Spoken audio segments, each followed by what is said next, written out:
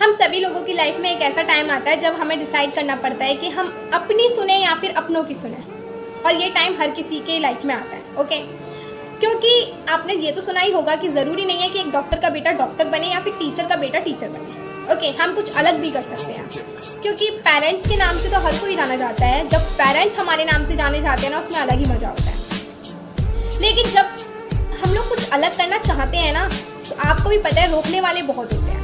For example, हमारे background या family members में से सभी लोग जॉब करते हुए आ रहे हैं और वो हमसे भी एक्सपेक्ट कर रहे हैं कि मेरा बेटा या फिर मेरी बेटी भी आगे चल के जॉब करेगी। लेकिन हम उससे कुछ अलग करना चाहते हैं, कुछ बड़ा करना चाहते हैं, तो रोकने वाले बहुत आएंगे, सलाह देने वाले बहुत आएंगे कि नहीं तुमसे नहीं होगा, या फिर ये नहीं करना चाहिए, ये ऐसा ये वैसा है।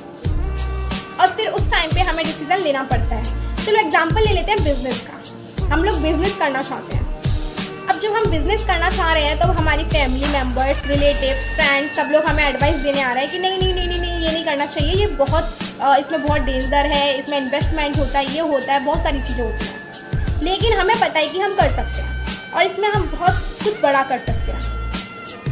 अब हुआ ये कि आपके फैमिली मेम्बर्स, रिलेटिव सब लोगों ने आपको पूरी तरीके से भर दिया। ओके, और दूसरी तरफ आपका डिसीज़न है। एक तरफ लोगों की बातें हैं और दूसरी तरफ आपका डिसीजन। अब आपको बैठ के शांति से कंपैरिजन करना है कि मैं क्या करूं, मैं लोगों की बातें सुनूं या फिर मैं अपनी मन की करूं।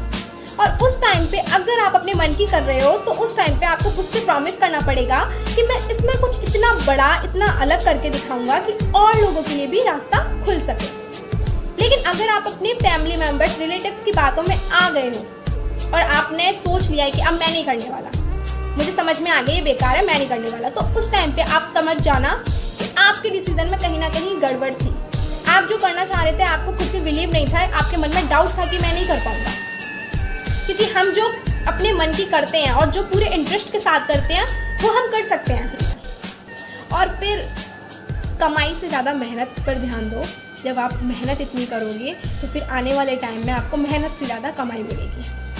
तो आई होप आप लोगों को समझ में आ गया हो किस तरीके से डिसाइड करना है कि अपने मन की करनी है, अपनों की मन की करनी है। अगर आप अपने मन की कर रहे हो तो फिर खुद से प्रॉमिस करना पड़ेगा कि हार नहीं माननी है।